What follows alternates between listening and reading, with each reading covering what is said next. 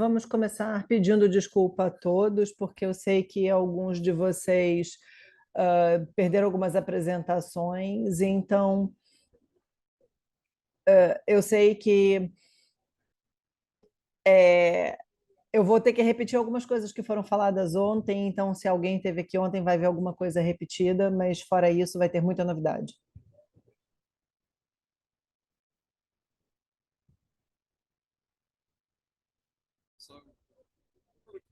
Então a gente vai continuar falando sobre sustentabilidade. Nesse caso, vamos falar sobre aquicultura. O mercado de ração animal é um excelente mercado para nós e a gente tem muito trabalho nesse sentido, mas a aquicultura também está crescendo.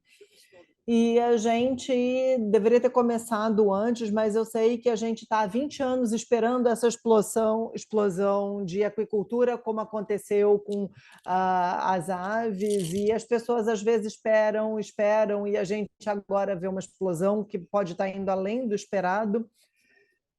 Tem crescido muito e é um mercado emergente muito importante para nós. Então, de novo, a gente já falou sobre a hierarquia de recuperação da alimentação, as fontes de alimentação, alimentação animal e toda a produção de proteína e o que é usado para alimentação animal, inclusive a aquicultura, e agora a gente vai ver também a conversão em combustíveis e etc. Eu mostrei isso aqui ontem, a hierarquia da ONU, e todo mundo sabe o que é isso, são os objetivos da ONU, os SDGs, e esses têm que ser os nossos objetivos também. Então, todas as associações estão fazendo isso até certo ponto, e eu acho que muita gente está trabalhando muito e pensando como aplicar a reciclagem nas diferentes áreas, e a gente chegou a um bom resultado, porque a gente já chegou a 12 dos 17 objetivos, mas um dos mais importantes, especificamente, é a vida sob a água, que é a aquicultura, são os nossos peixes em águas naturais, e a gente vai ver muita evolução nesse sentido, e a gente vê toneladas de peixes por aí, e muita produção, e a gente tem redução em alguns países, então a gente não vai conseguir ter muito mais peixe se a gente não pensar, se a gente pensar só em recursos naturais. Então a agricultura tem que crescer não só para suprir as refeições para o nosso uso, mas também a proteína para os nossos animais. E isso é muito eficiente em termos de logística global, e a gente consegue trabalhar em vários países, integrar todos. Então, quanto mais a gente pensa nisso, mais a gente consegue ampliar, e agora a gente pode ir a todos os lugares e ver aquiculturas excelentes crescendo. E isso é parte da logística que está se espalhando por aí em todos os lugares. E eu gosto desse slide de um dos nossos membros que fala sobre isso, sobre água. A gente pede água porque a gente precisa de água para os nossos tecidos, então a gente precisa refinar a utilização. A gente tem que capturar as emissões de gases de efeito estufa para pensar no futuro, porque e isso também envolve a aquicultura. A gente tem 50 bilhões de libras de matéria-prima todos os anos, e se a gente começar a pensar em reciclagem, se a gente parar com a reciclagem, a gente vai ter que construir muitos aterros sanitários para lidar com todo esse lixo. E isso não vai funcionar para a iniciativa de saúde global, não funciona para a ecologia, não funciona para nada, porque a gente precisa que os aterros continuem diminuindo, porque a gente tem muitos problemas com eles. Então, a gente precisa continuar com maneiras mais sustentáveis de lidar com o resíduo que não é em aterros. E a gente precisa ajudar o ambiente também com isso. Então, a gente precisa produzir mais água, e há um plano muito grande. E a gente vê em Alabama um plano sendo feito para essa água e para produção de mais água limpa. Eu acho que são 3,7 bilhões de galões de água limpa que estão sendo necessárias. Os tornados em 2014 mostraram parte desse problema, inclusive com água, e a gente teve muito problema com laticínios por causa de todo o alagamento e o gado foi afetado. E a gente tem que pensar em como tratar a água, a gente precisa tratar dela tão bem para ela ser benéfica para nós.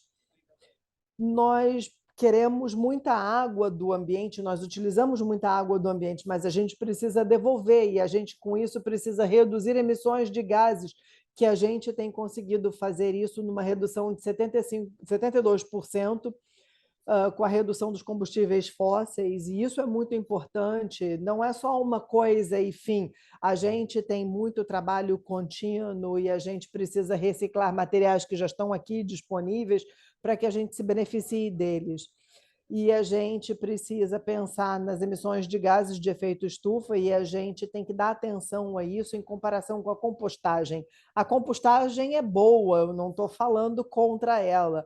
A gente tem associações de compostagem na nossa comissão,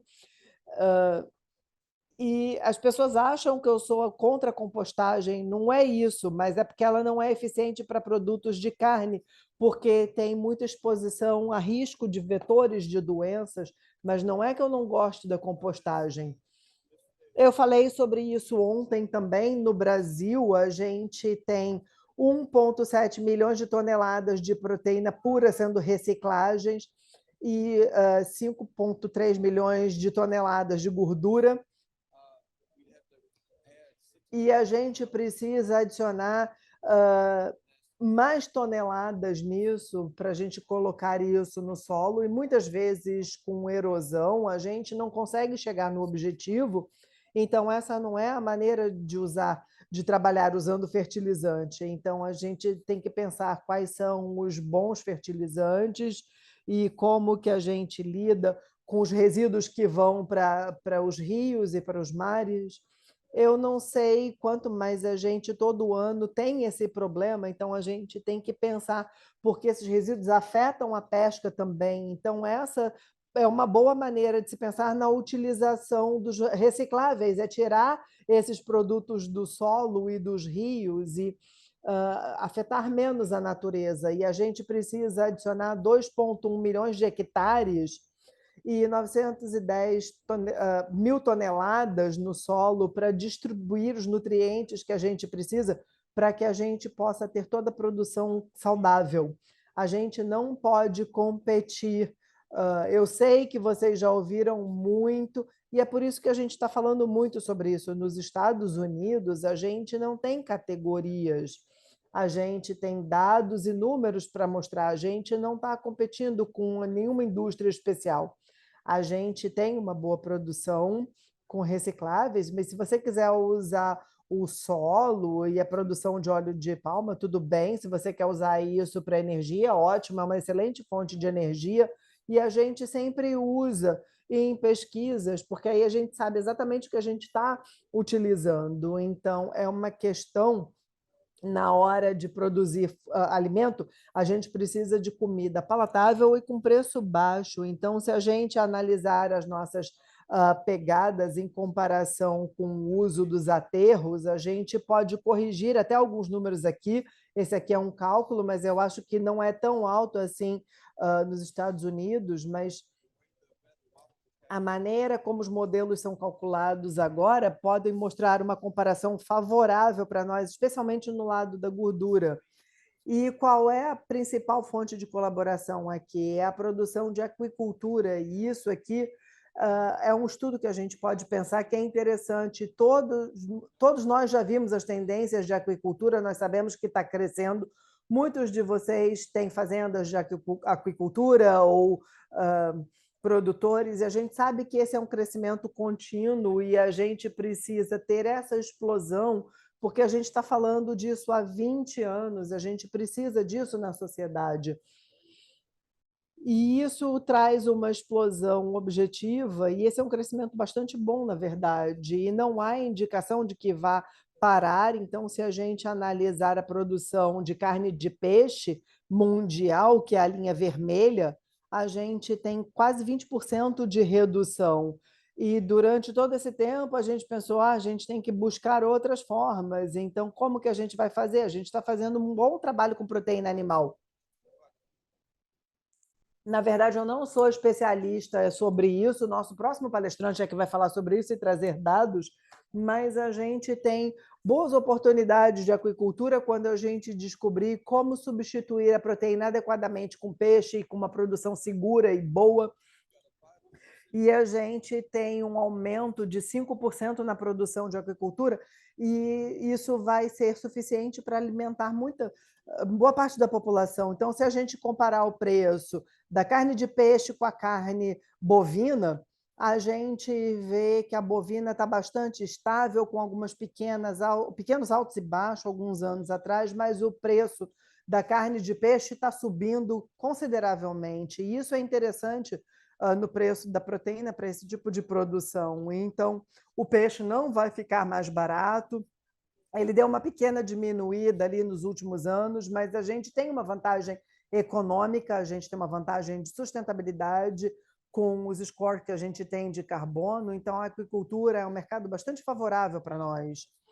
E é isso que a gente está lutando muito com exportações, porque a gente teve um crescimento de 200%, e se a gente vê para onde tudo está indo, muito está indo para o Equador, que teve uma explosão nessa produção, e América Central, Ásia também, é onde está muita da exportação, e a aquicultura é muito importante, especialmente se a gente souber melhor como utilizar tudo isso.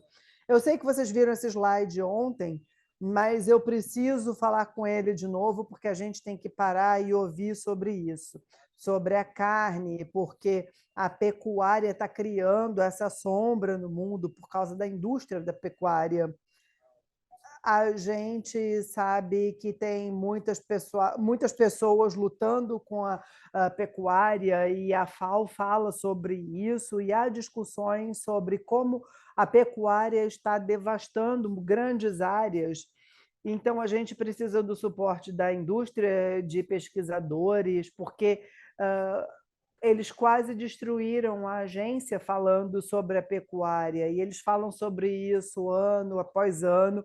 E a pecuária é um dos pilares, assim como a agricultura também é importante, e a gente tem uma proteína bastante eficiente para os humanos, que é tão importante que eles acabaram virando um pilar.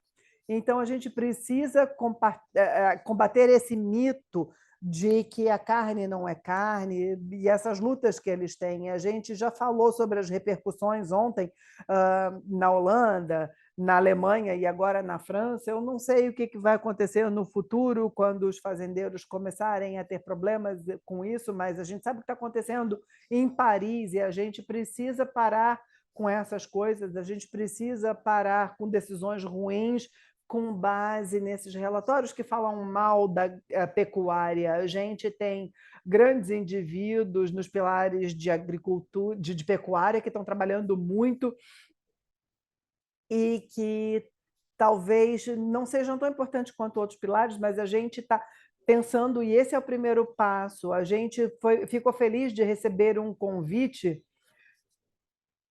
para ir para essa conferência de transformação da pecuária que aconteceu no ano passado, e a gente discutiu sobre estabilidade do mercado.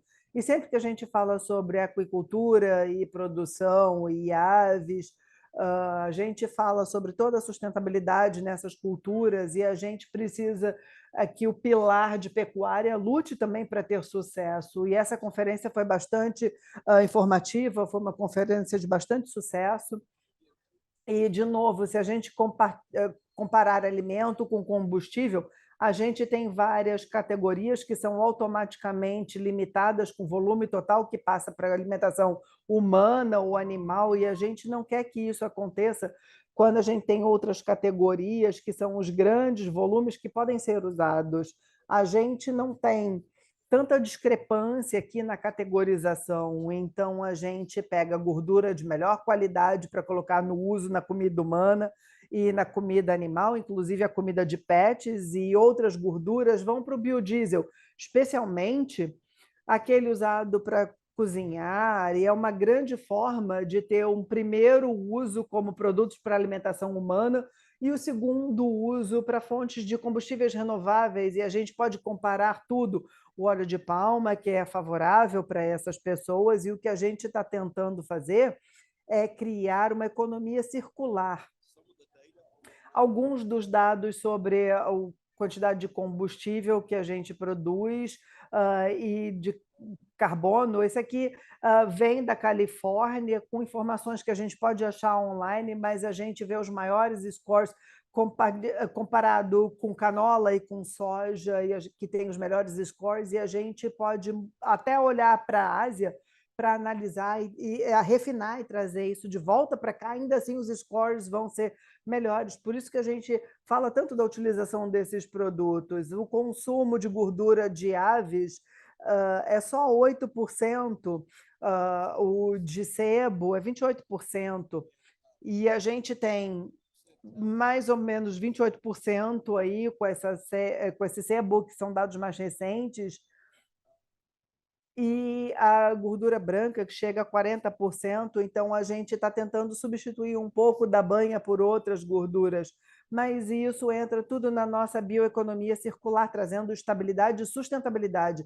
E essa é a história que a gente precisa vender, porque a gente quer que as instituições ajudem os consumidores a atingir seus objetivos e a gente precisa falar disso publicamente. Eu não acredito pessoalmente que seja possível atingir essa emissão zero, mas 20% ou 30% de redução, ok, a gente pode ajudar os nossos clientes com a indústria de alimentação pet, aquicultura, em todos os lugares, todos precisam atingir esses objetivos. Então, de novo, alguns de vocês sabem que o Roosevelt foi um dos meus presidentes favoritos e ele falava muito sobre isso. A gente gosta de reclamar muito e falar sobre preços e reclamar de consumidores, mas a gente passa muito tempo reclamando e isso não é útil para ninguém. Então, a gente precisa trabalhar em soluções e não em reclamações. E eu sei que muitas pessoas aqui pensam a mesma coisa, e vocês já ouviram falar da Pet Food Alliance, muitas pessoas aqui participam dela, mas temos pessoas novas online, então, se vocês nunca ouviram, essas são empresas que convertem esse tipo de utilização e todos esses problemas que nós temos em negociações de contrato sobre a qualidade, a testagem, coisas desse tipo, na verdade, mostram que a gente está fazendo pesquisas para a gente chegar a respostas de qualidade e sustentabilidade. A gente testa a higiene, testa a salmonela, testa o transporte, tudo isso é testado e há sustentabilidade no mercado americano. E a gente continua pesquisando a gordura e a proteína na nossa fundação.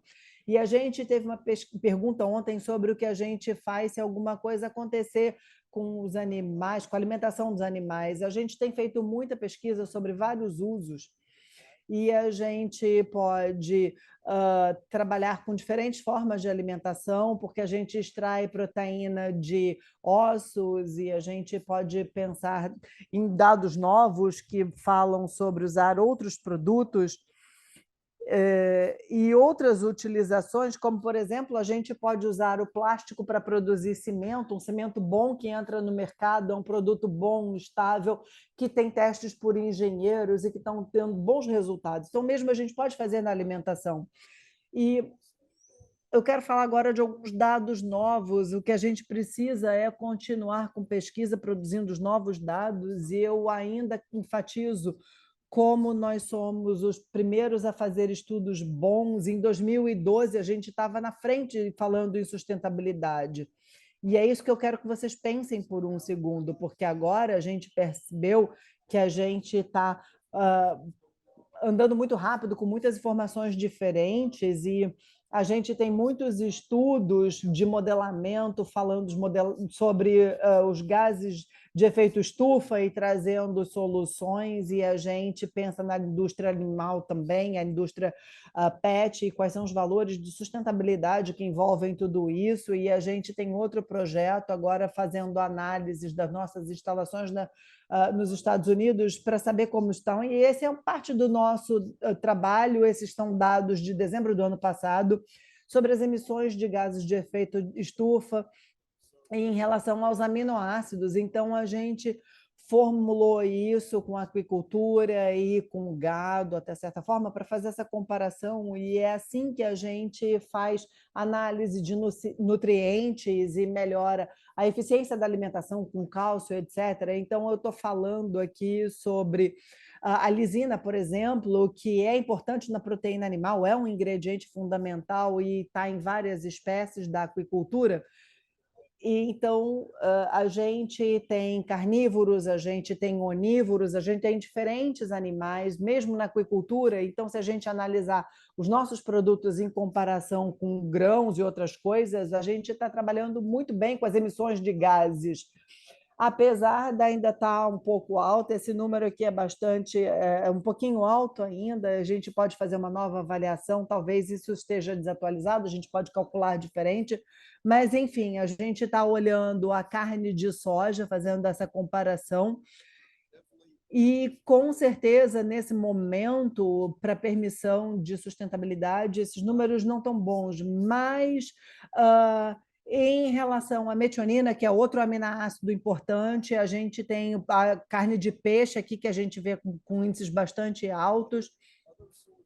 Outras fontes de proteína, que são chamadas de subprodutos, a gente vê que são adicionados e todos são produtos secundários, mas que são bastante importantes em termos de ingredientes para alimentação e estão produzindo outros alimentos, e a gente também tem um score bastante bom nesse sentido, em relação à produção de agora de teonina, a gente tem esse outro gráfico, e também com o triptofano, que são os principais analisados na carne para alimentação animal. E a gente tem scores muito bons com todos esses aminoácidos, e a gente tem, na verdade, todos os 20 aminoácidos essenciais seguindo essa tendência.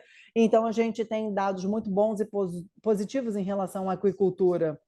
E eu devia ter dito isso no início, mas todas essas dietas são formuladas. O nosso próximo palestrante vai falar sobre isso, sobre essas dietas para a aquicultura. Então, a gente pega a dieta formulada com diferentes ingredientes, para ter todos os ingredientes, e a gente calcula as emissões que vão vir daí usando os nossos bancos de dados. Então, a gente vê que a gente está muito comparável ou até melhor do que uma dieta de aquicultura. Então, isso aqui não é só um jogo em números, é, na verdade, como que a gente formula a alimentação e como que a gente performa.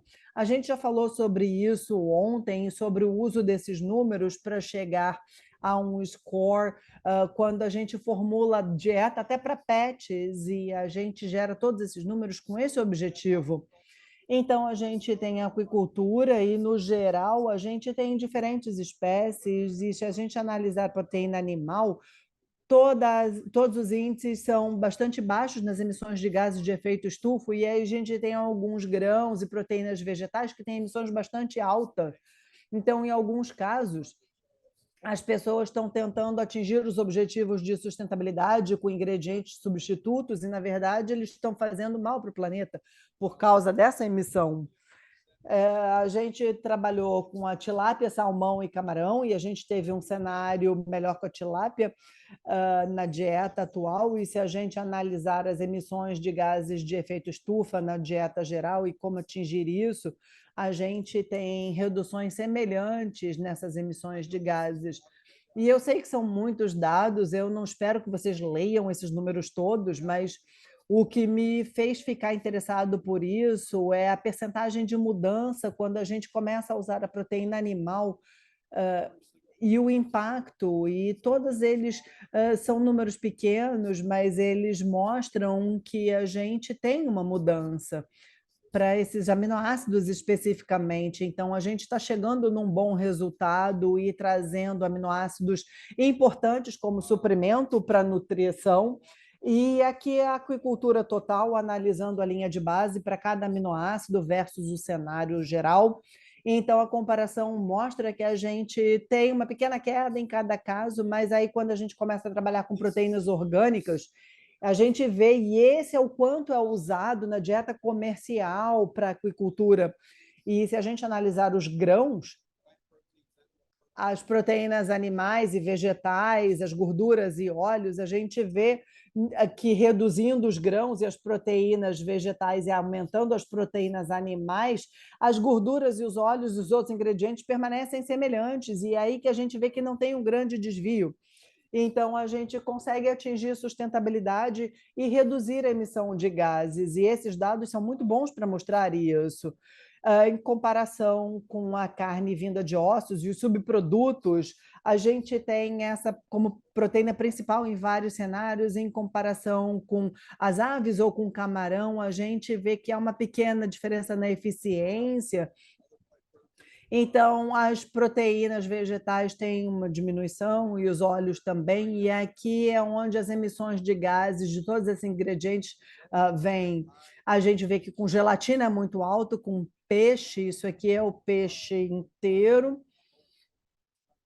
é uma alimentação inteira de peixe, e aí a gente tem diferentes carnes, como carne vegetal, como tudo que funciona na dieta com base na emissão de gases, e a gente vê que a gente tem redução. Aqui um cenário semelhante para a tilápia, com dados que a gente vê ali embaixo, bem pequenininha a emissão de gases de efeito estufa em comparação com grãos ou carne de soja, que são mais altos. Então, a gente está trabalhando muito bem em comparação com esses produtos. Aqui alguns dados de salmão, e o salmão a gente vai ver muito com o próximo palestrante, mas talvez o salmão e a tilápia sejam os mais interessantes, mas eles funcionam de forma diferente.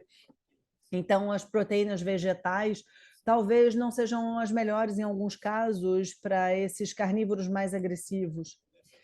E aqui com camarão, e a gente vê que também está tudo funcionando muito bem, os números estão diminuindo aqui.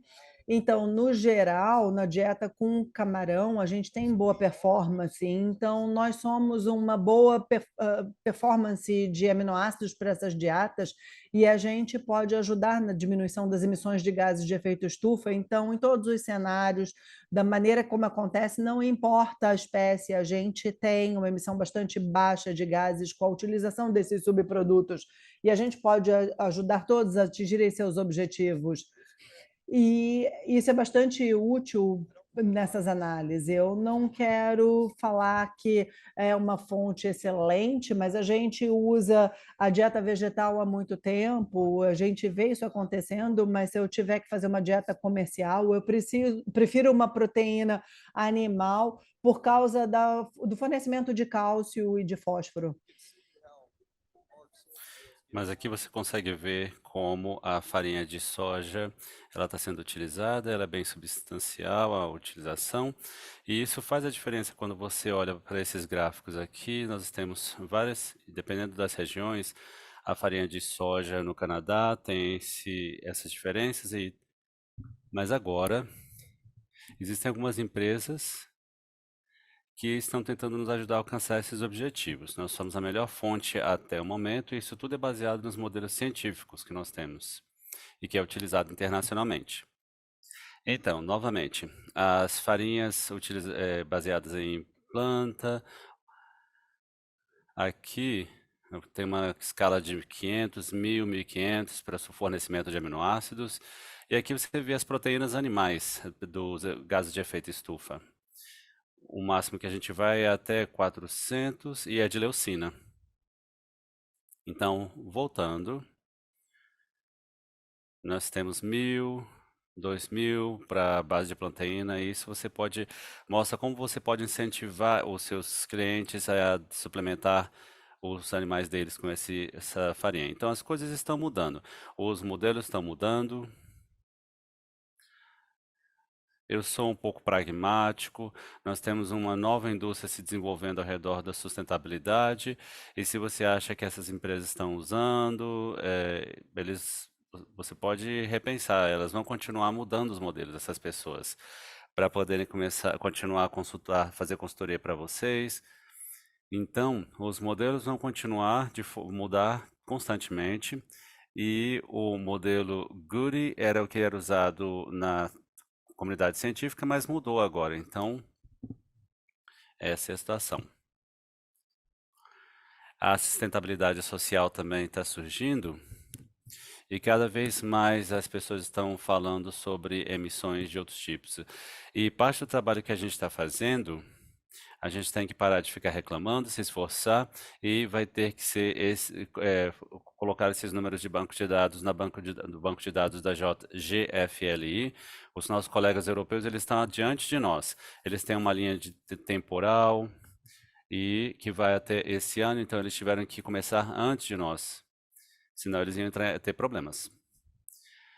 Mas isso daqui é uma indústria, é um instituto de nutrição independente, e parte disso tem a ver como você mantém os seus funcionários. Essas são perguntas que nós recebemos agora. Eu lembro do primeiro momento que a gente perguntaram para a gente sobre sustentabilidade, a gente tinha que amarrar os nossos funcionários enquanto a gente estava trabalhando, né? Mas aí, pelo visto parece que essa situação está acontecendo em algum lugar do mundo. Você não teria não teriam feito essa pergunta, né? Então, nós temos que trabalhar em manter e reter os nossos bons funcionários e conseguir os novos funcionários que vão substituir esses daqui. Então, eu sempre vou colocar isso nos slides. Eu falei sobre esse programa de estudantes universitários que estão buscando estágios. E se você quiser entrevistar, ligue para a Barbara Jenkins, olhe o programa de estudo. E esse daqui é o lugar onde você precisa vir. E no ano passado, eu falei para eles, e a Tyson, a Pilgrims e outras empresas também de frango, elas já fazem isso há muitos anos. Então, essa é uma ótima oportunidade para você recrutar e substituir também. E nós tivemos que trabalhar nas escolas técnicas, mecânicas. Nós precisamos muitas pessoas que trabalham com essa parte mecânica. E eu conheço pessoas que trabalham em ambas as áreas, né? E na área de proteínas, outra área, você tem que lidar com muitas pessoas. Então, quando você vai para essa, você acaba lidando com as pessoas, lidando com máquina também. Você não pode simplesmente parar, porque no meu caso, no meu empregador anterior, havia 15 indústrias que dependia de você se você fechasse. Então, se eles funcionam, você tem que funcionar. Então, e um último convite aqui que eu vou fazer, o doutora Viana e outros palestrantes vão se juntar conosco, nós vamos ter um simpósio, ele é parte da reunião de aquicultura da América, que vai acontecer em San Antonio, né, nos Estados Unidos, em fevereiro, 18 de fevereiro, e eles estão trabalhando há muitos anos e eles conseguiram já alguns clientes lá também. Então, é um excelente lugar para você ir fazer networking, para conhecer a agricultura melhor, conhecer mais sobre a agricultura, entender um pouco sobre as exportações e aprender um pouco mais sobre essa área de negócios para você crescer as suas empresas. E eu espero que todos vocês expliquem a parte da sustentabilidade também para os seus clientes, né? Então, entrem em contato comigo se vocês quiserem. Nós vamos ter um painel no final da apresentação e vamos falar um pouquinho sobre a aquicultura. E agradeço muito a atenção de todos vocês e vou passar para o próximo apresentador.